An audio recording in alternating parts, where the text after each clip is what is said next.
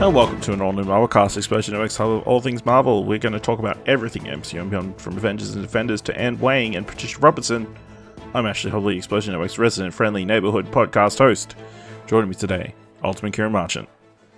It is I coming to strut down the street, showing my stuff, and wearing a terrible kind of side fringe thing. Because I'm bad. Also joining us, the astonishing Dylan Blight. This isn't a video show. This is audio. That doesn't work. You could hear it. I flicked my head and did a. It's fine.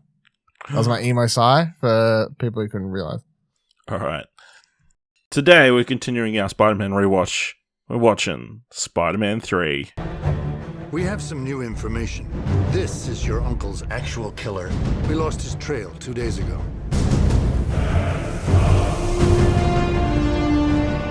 This man killed my uncle, and he's still out there. Everybody needs help sometimes, Peter. Even Spider-Man. Revenge is like a poison that can take us over. And before you know it, can turn you into something ugly. The suit. Where'd this come from? The power. Feels good. You lose yourself to it. Whoa, Spidey, love the new outfit. Remember Ben Parker? What does it matter to you anyway? Everything!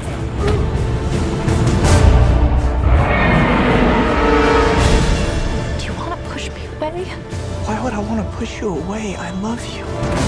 You knew this was coming, Pete. I didn't kill your father! What's happening?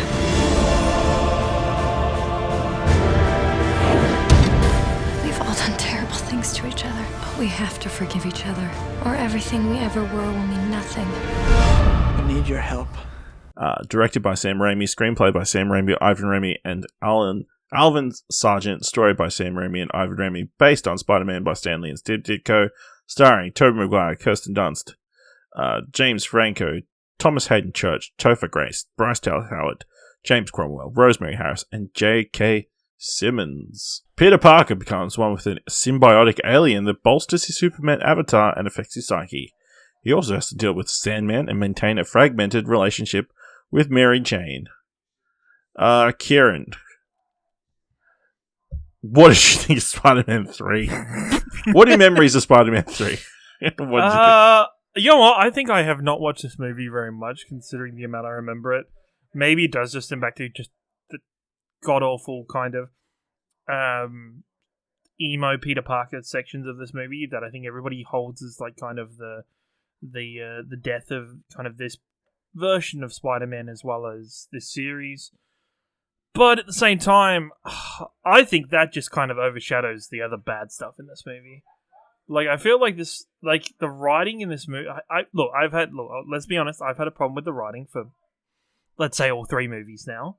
And yes, I get it that I maybe not getting Sam Raimi's tone in terms of comedy and his aspects of that. But I think his character writing, once again, I find really annoying and quite bad. I hate the aspect of how long this, like, what is, like, the time that spans between the end of Spider-Man 2 and this. At some points in the movie, they want you to feel like it's been a decent amount of time. In other aspects of this movie, it wants to feel like this is like a week later. I just, it's rather frustrating, this movie, in terms of that kind of thing. Peter and MJ's relationship, in my point of view, is probably worse at some points. I don't know. I think the writing, once again, is terrible from that aspect, even though it's a romance series all up. Peter kissing Gwen Stacy. Well, actually, Gwen Stacy is a whole other kettle of fish, and now that we can look back in 2021 at what, you know, that character can be done with and has been done with now, it's fucking terrible that she's used the way she's used in this movie.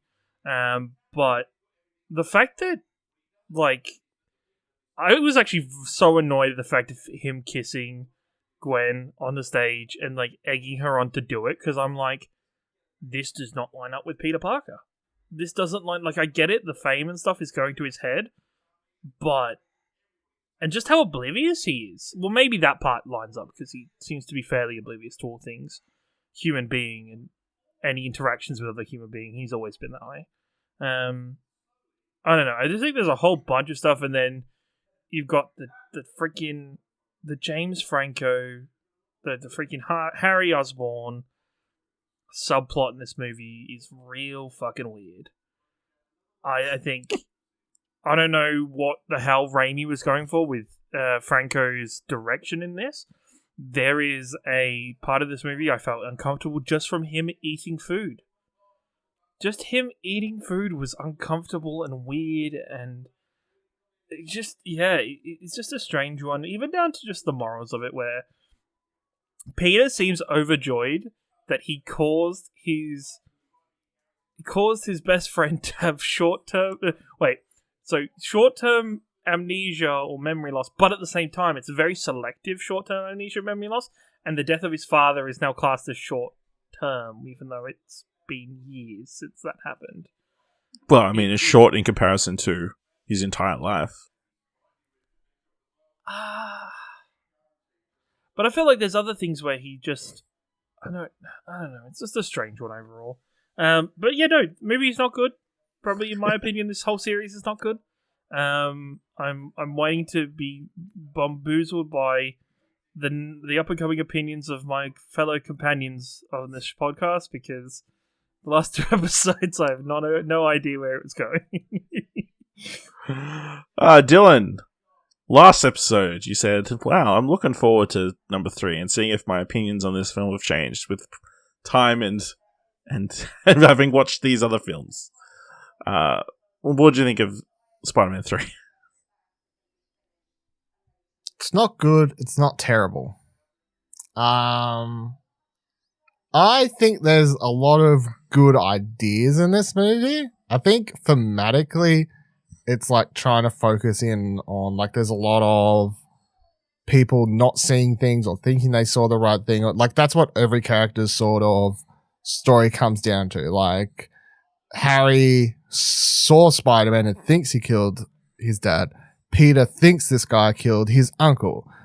Peter thinks that MJ left him because that's what's at play. Like, the whole movie's just lots of smoke and mirrors and what characters think they see and whatever else. And ultimately it comes down to, you know, forgiveness and communication.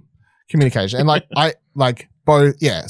get, like, I did like what it did. I actually really liked the ending. I actually got emotional with the Harry dying scene. Like, that, I wasn't like sitting here bawling my eyes out, but it, like, I actually felt something for that. And I was like, oh, this is kind of like, this is working for me. I kind of like where it goes. I liked when he comes back and saves the day. I think the ending fight scene's shit. I think Venom sucks. I think Sandman shit fight. I just think that whole thing's just not like a very well paced or put together action scene. Like, none of it's exciting. However, the drama at the end when he actually, like, is dying and the way it's shot and the sort of sun in the background and whatever else and all that, I thought was quite good. There's overall the CGI in this movie looks the worst of the 3, which is really weird. I actually think the special effects in the first 2 look 10 times better than they did in this one, which is a really odd thing. I think I got the feeling that all the special effects budget goes into the Sandman initial transformation and reveal, and then everything after that's fucking garbage. Yeah, it's weird because it's the third one, and it stands out, especially if we're watching them, you know, a week apart from one another. Yeah. There's just there's too much in the movie. I'll say is the film's biggest problem. There's just way too much going on. There's way too many plot elements. There's way too many characters. There's way too many villains. Maybe a different storyline could have had this many elements at play, but for this movie, there's just like way too much going on. I understand what they were trying to do. Or at least I think I would understand what they were trying to do, and I think there is a good movie that could be salvaged from the script and in an alternate universe or whatever else. I think it's watchable. I don't think it's as bad as sort of, you know, pop culture nerds like to make out. You know, it's the fucking worst movie. Like, you know, that was the thing going into this. Everyone's like, because I remember the dance scene. And I went into this and I always thought, you know, it's like, but this is the same as, like, people talk about this being as bad as, like, Star Wars prequels. like there's like a group of like sort of quote unquote nerdy movies that everyone just like shits on, and I've only ever watched this once, so like I don't think I've ever watched it any more than the one time I watched it at the cinema. I don't think I've ever watched it again, and if I have, I don't recall when. And all I remember is obviously the emo dance off scene. I remember the ending of the movie vaguely. Like I remembered that Harry came in and like saved the day and all this sort of stuff. Like I remember like sort of bits and bobs here and there. But overall I could remember fuck all of this. And honestly, as someone who sticks up for the prequels or to a degree, like obviously I think Attack of Clones is not a very good movie, but I think there's good parts in it.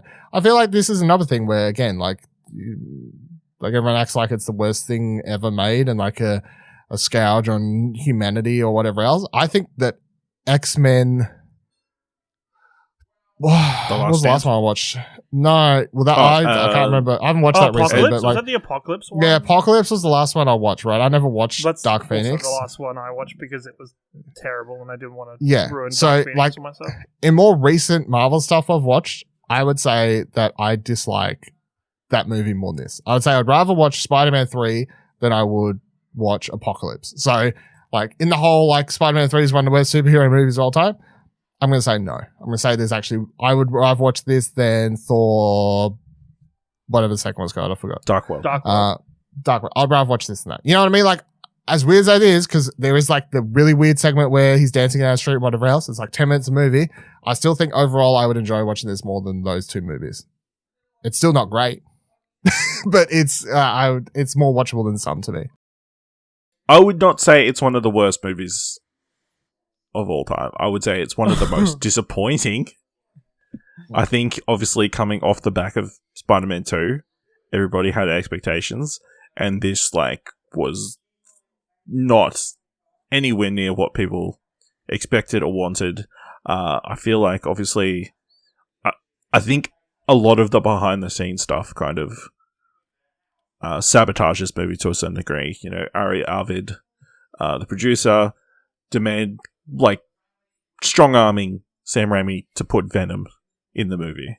Strong-arming him to add Gwen Stacy as that character, when his original plan was it was just going to be some random woman, which would have, like, been not as offensive to that character. Clearly, Bryce Dallas Howard is the third best Gwen Stacy. Gwen Stacy, yeah. Yeah. It's incredible how they made all the characters in this film so unlikable for the majority of the film. I think Gwen's likable. Not Gwen. I think MJ's likable. I don't think MJ's she's likable, holding this massive secret and, like, getting angry at Peter because she's not telling him the truth that she got fired. You know? Oh no, I think to me their relationship just comes across that he's so far up his Spider-Man's ass that she... Yeah, absolutely. But, you know, she's, like, not communicating, getting angry, and, you know, like, not sharing her feelings too, so... Yeah, I mean, to a degree, there's the movie has a lesson on relationships there, but I don't think that makes her completely unlikable because of that. Peter's unlikable for a degree of the movie. Done on purpose, obviously, but... I think Peter's unlikable for most of the movie.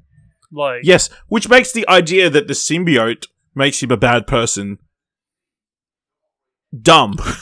It heightens when he's a dick before he gets the symbiote. Yeah, but it heightens your worst elements, so that's the whole thing. And also, elements, but there's not, I don't know, there's not enough of a valley between those 2 points to make the point obvious that it heightens it. It's like he's already like at the start of this movie, he is like a self-indulged douchebag for decent parts of this movie. Yeah, for a lot of it. That's the thing. He's obsessed with himself. He's obsessed with Spider-Man. He's enjoying the success he's got too much to the degree that he can't see the problems that his girlfriend's having right in front of him and whatever else. Yeah, absolutely. The other note, I said this movie is long. It is very long. I think we got up to, I think it was like the cafe scene, the fever scene. I'm like, shit, there's still like 40-50 minutes of this movie to go. It's like, it is just stuff full of stuff. Just as a minor point as well, there is no point in the latter part of this movie where there is just a conversation between MJ and Peter, be like, hey, the whole reason we broke up and I dumped you is because Harry was threatening you and threatening me, and I don't feel like you that. need to see that scene personally. Like, I feel like it just adds, it weirdly slots in. Or Peter explaining, hey, I got controlled by the same thing in symbiote. Yeah, I feel like if you have that conversation like after Harry dies, like, I don't know, I just feel like the pacing towards the end of the movie would have been off. Like, I don't need to see that conversation. You presume they have it, but it's fine. It was weird seeing Harry like flying around on his air skateboard. It felt so 90s or something, you know? It felt like so, like, such a throwback, like skateboarding through these small streets, so through Manhattan, you know? And then Peter pretty much nearly killing him, like knocking him off and letting him fall like 20, 30 feet to the ground. And then being happy that he's got some kind of mild head trauma that's making him be his best friend again. And again, why hasn't he made any effort to explain about his dad before this movie? Like, assuming it... I get the feeling it's like at least a year since the events of Spider-Man 2. You know? And you had that conversation. He knows you're Spider-Man. It is the Harry storyline that puts the timeline of events of this movie just out of fucking whack completely. That's just like, how did, like, it's so it feels like it's been a year or two since the events of Spider-Man 2. Why has there been no conversations or nothing happened yet? And why has Harry waited so long to do something? I assume he has tried to have the conversations, and that's how I took it. Why, when Peter runs to the car and was like, Harry, we need to talk, and not like he's just Spider-Man. Like, he knows you're Spider-Man. Just break in. Maybe he's trying to do it right though. Like, he wants to have the conversation. Web him up against the wall and explain it to him. Just talk. But also at the same time, Harry doesn't strike me as the patient person. I feel like Harry's like ACP. I'm going to fuck up his day. In a very sort of like, let's not explain this at all scene, they have Harry take the serum, which you have to assume he spent some amount of time perfecting so that it doesn't completely fuck him up like it did his father. He doesn't know that it fucked up his father, though. No, but he might have run some tests and, yeah, I mean. That kind of stuff, so yeah. Yeah, it's a weird one. There's so much. We'll say highlight for me, J.K. Simmons and Elizabeth Banks. You know, him trying to get his conversation and Elizabeth Banks just completely fucking with him. Best scene in the movie, to be honest. Best scene in the movie. Great comedy. Not that one. Not that one.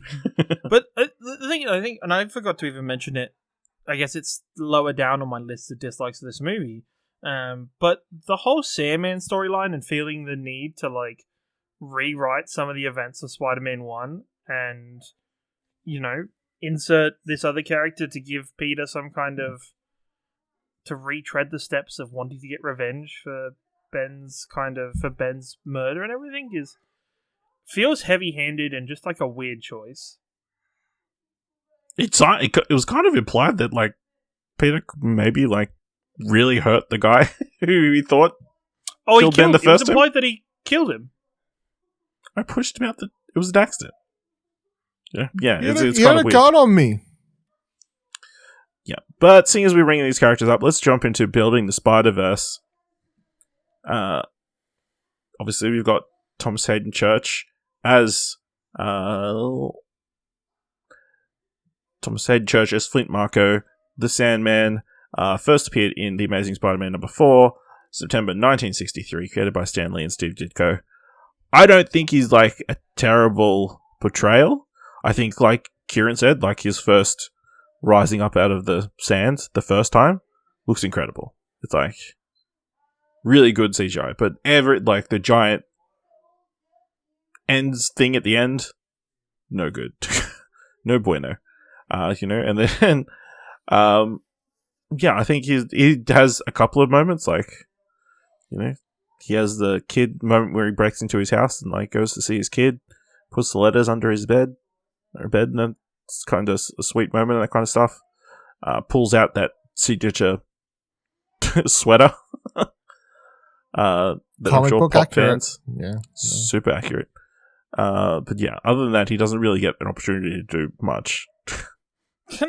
Another question, right? Is it implied that he dies at the end of the movie? Because it was like Or did he just run away and leave? He ran away. Like, he had a talk with Peter at the end, doesn't he?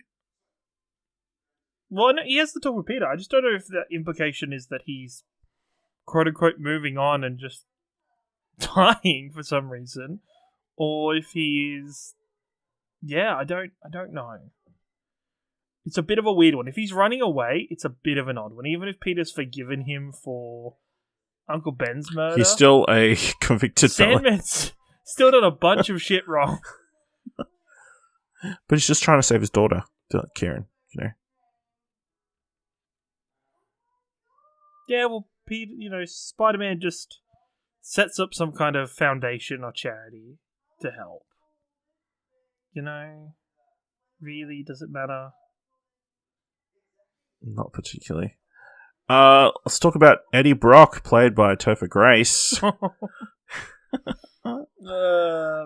First appeared The Amazing Spider-Man, 298 March 1988. First appearance as Venom, though, The Amazing Spider-Man, 299. Created by David Michelini and Todd McFarlane. Oof. Am I right? Why did his teeth change? Peter had no, maybe because Peter's Spider-Man... Because he didn't have a suit to attach to. It's a symbiote attached to his actual body. Not gonna lie, it annoyed me that the symbiote turned into a suit.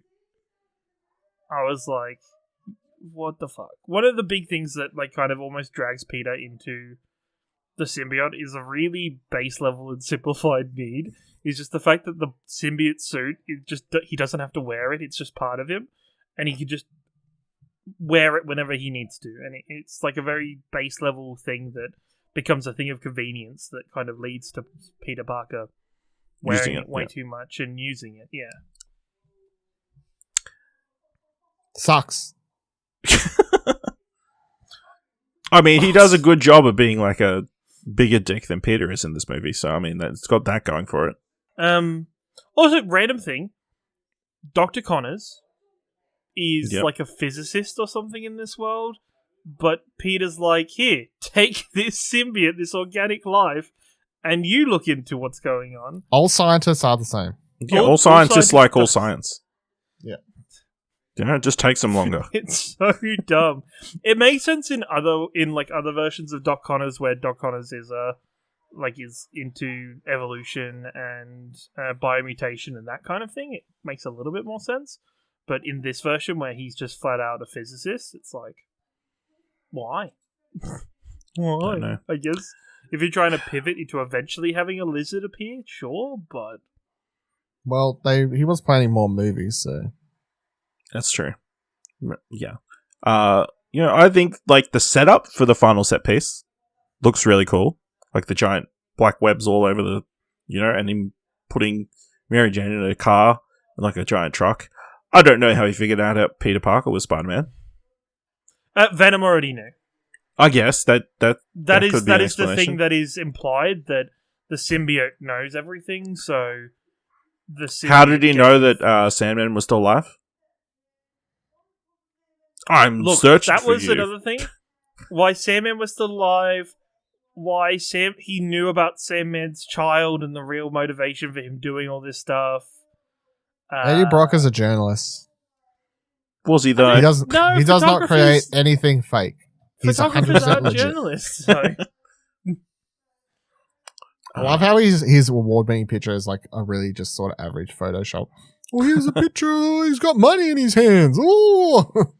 And they're like, yes, until... that is like one of the only positives about Symbiote Peter is that scene. Where he just hands everything in. He's like, what up? What up? Fuck this guy. There's some interesting stuff with emo Peter when apart from the dancing stuff, that's just a weird scene. But other than that, there is some sort of fun moments. Even when he's on the phone to Doc Connors or whatever, and with the next door girl, like, bring me some more. Bring me some cookies. More cookies or what? Yeah, what? It's just it's just weird. Actually, go make some cookies. Have you got some? Do you have any with nuts or whatever? Yeah, it's like, can you make me some? It's just it's just weird. And then him getting the job at the Daily Bugle, puts his feet up on the table. Yeah, flirting with Betty Brant. It's like, it's crazy. Yeah, but yeah, Eddie Brock sucks. Just in general, it's just not very good. I will say, I feel like maybe, and I think this might have been not. I guess Venom was strong armed into this movie, but maybe there was also the fact of just maybe in the past there'd been some kind of comments, and I make similar comments in the last two movies, that it feels like there may needed to be just more villains or more kind of a greater world around Spider-Man, other than, you've had the last two villains you've created for this Spider-Man just die in their first outings with him. I mean, Spider-Man set up the theme of, like, you kill all your villains. And that's what's been carried through all comic book movies ever since. Terrible choice. Let's just murder all these people. That's the only solution to these bad guys. Okay. Let's Eddie not Brock? just put them in a prison so they can escape. Yeah. Unlike Batman.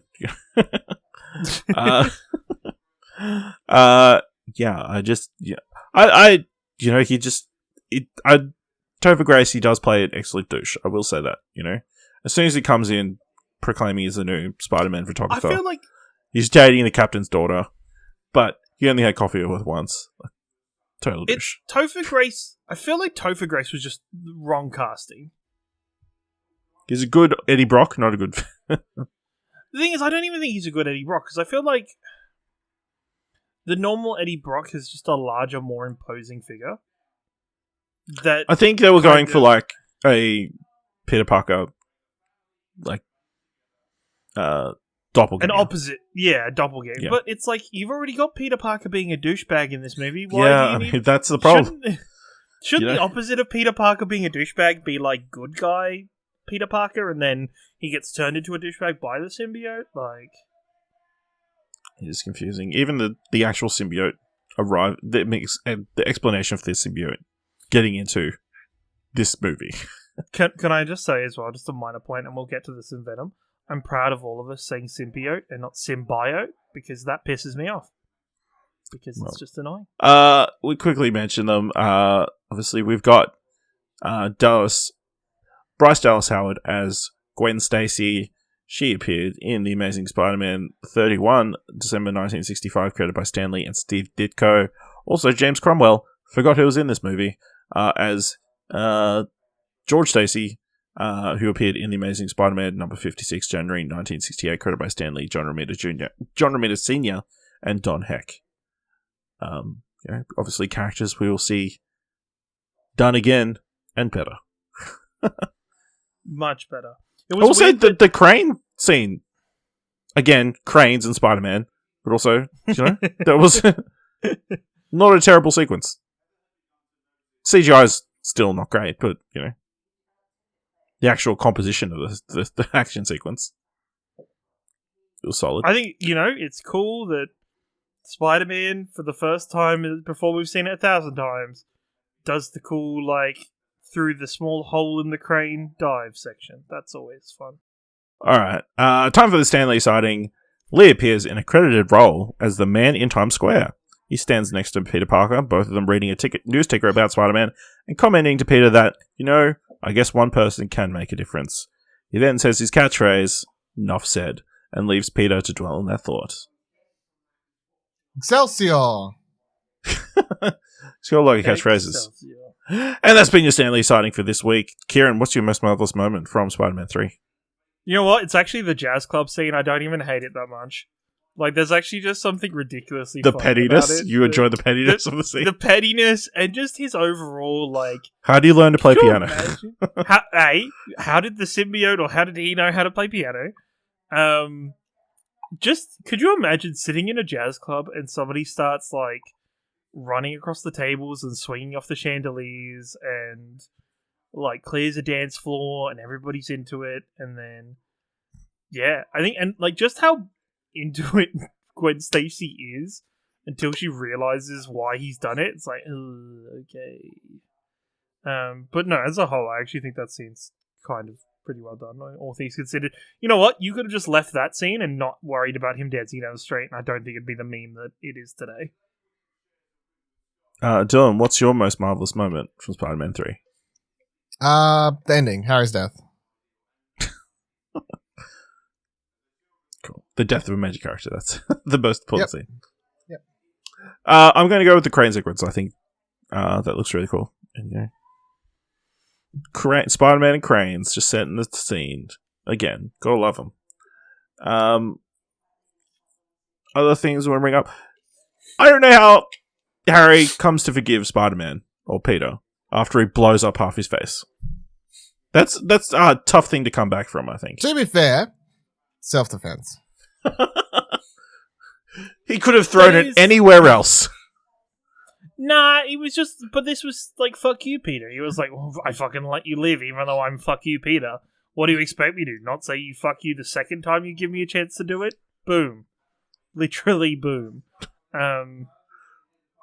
Okay, so that's 2 for killing... For revenge? No, it's not for revenge. It's just... 2 people for permanently scarring somebody with an explosive device. Look, I just wish that Harry had come and helped, but instead of being the, hey buddy, we're gonna be best friends kind of attitude, it's the, I'm not doing this for you, I'm doing this for MJ, but we are still gonna work together, and through that have like some kind of, I'm not gonna say mutual respect, but still have some development there as the character, not just instant high five.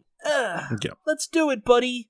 Yeah, I feel like that's the route they could have gone if he just decided to come off his own regard, but instead they go the route of having the butler be like, look, I've seen some shit, and your father, when I attended to his body, it was by his own blade. Like, if they didn't have that scene, then they could have... Mates, why didn't you say that years ago?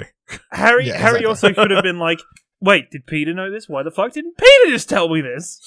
You know, you tried. Mate, I've been blaming Spider-Man all this time. Didn't you hear me? Like, brooding in the second film? Did you not? Look, obviously you know where the secret mirror room is. You've seen what I've been doing in there. Why didn't you just talk to me? Absolutely. We'll say also, I'm banging on Harry, but, you know, Harry, when he's cooking with MJ, the music he chooses to impress the girl is like 60s. How hard was he hit on the head by...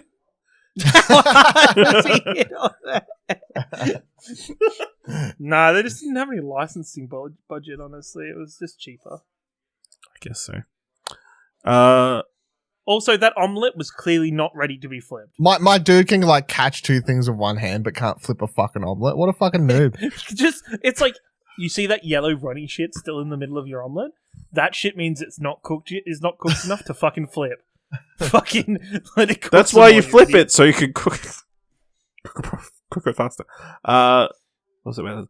I really liked Rosemary Harris in this film. I think she gets a number of scenes to like give advice. There's again the one character who's very likable in this movie. The only character. It's.